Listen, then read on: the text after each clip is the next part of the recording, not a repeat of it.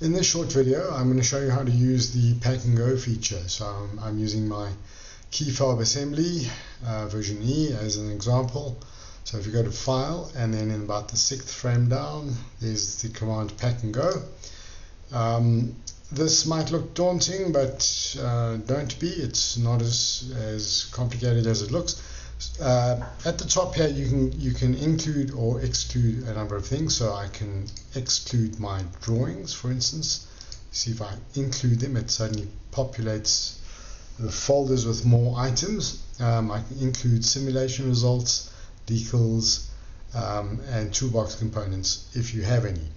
The first thing I do when I do this is just have a look at the bottom here to see what I'm getting. So there's a list of items. There's 1 assembly file, 7 part files, and 2 drawing files. If you're expecting, for instance, some drawing files and they're missing, and you've ticked on that, I'll show you why that is. Right, so just to explain what's happening here, this is the name of the file that you are going to save from. This is the folder where you can find that file. This is the name that you're going to save it to, which in this case is the same as those ones. And the folder you're going to save it to, which in this case is still the same. And then the other bits are just the size, the type, and the date modified. So all of these can be modified to some extent by using this select replace button. Right, if I click on that, you'll see that there's a drop down list here, and all of the items in the drop down list correspond to the names in these headers. So name, if I click on name, it'll highlight. If I click on in folder, it'll highlight, and so forth. So let's go to name. In the name and the folder ones, the only things you can do is you can uncheck. In other words, you can include or exclude files. So let's say, for instance, I don't want any of the files with the letter E in them, or assembly or something. I'm going to use E. I want to exclude them, so I've used E. I'm just, in this case, going to make sure that I match case, because if I don't, it's going to exclude. Right, let's just do that and check all. It's going to exclude them all because they've all got an E in it. See that? So if I go to match case and I check all, so right, let's just close that, and one way to get them all back is just double click on this little tick and you'll get them all back. Okay, so let's do that again. I can double click at the top here. I want to exclude all the ones with E, so that's what it's done.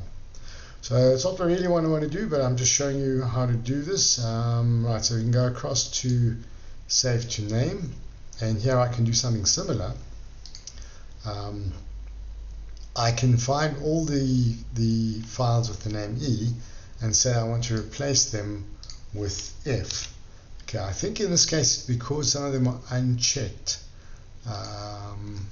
no, it's done it. Right, so regardless of the fact of whether they're checked or not, it'll actually go and change the file name to whatever it is you want to replace it with. So I could type in their assembly and change that to some other name if I wanted to, and it'll show you which ones it's altered. Okay, so that's that. Don't worry about these name changes. They don't affect your original name changes. They only affect the names of the files that you're going to save into a new folder.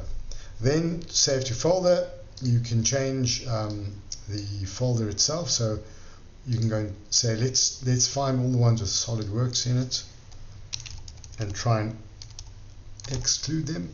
Let's see if this will work. And I want to replace that with, wait, let's do this, key fob, because that's key fob all the way down, and I want to go up a level. So instead of going fill the UJ exercise Solidworks key fob, I want to go fill the UJ exercise files PNG. I'm going to ask it to put in a new folder. Let's replace all, and there it's done it. So it's actually just going to put all of those files, the ones that I've checked, close. I'm going to double click this so that it checks them all.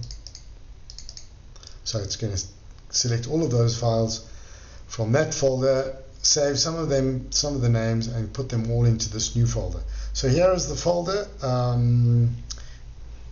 Save to folder. You might have to browse here. I think you might have to browse just to make sure that you go, yeah, there it is, PNG. You might have to select that. Make sure you select it and then save it. So it'll actually save all of those files to that folder. So if we go across to that folder, which should be, there it is, there they all are.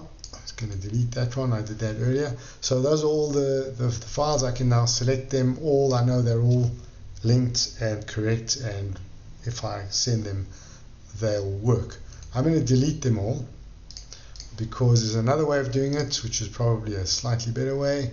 Go back to Pack and Go. Wait, let's just backtrack. Quickly go across to, so here's my drawing file. If this drawing file doesn't show up in that Pack and Go feature, I can either do the Pack and Go from this frame, in which case it'll include all of the files related to this drawing. That's one way of doing it. Or the other way is to just save this file again, save as, and this time make sure that it says include all reference components. And by the way, here is something where you can add a suffix into this. So you can do your .issue3 and it'll add that to all your files. I'm not going to do that right now, but just so that you know that it's possible. So if I do that, it'll replace all of those files, and when I go back to my assembly file, when I try and Pack and Go, it should include them if I have include drawings included. Okay, so this time around I'm not going to save it as just files. I'm going to save it as a zip file, and as soon as you do zip file, it doesn't allow you to save to folder. You actually have to browse and find the folder yourself, in which case I've actually got it here, and then you have to give your zip file a name as well. So I'm just going to call this PWC key fob, so I know which project it is, and issue 3, so I know which issue it is. Right, and then the last thing here is I can add a suffix. So you can see none of my files have got suffixes, so I can add in an issue 3, and it'll add that into all my file names, and then whoever gets it, that is myself, I'll have the issue, there we go, it's saved all of those names.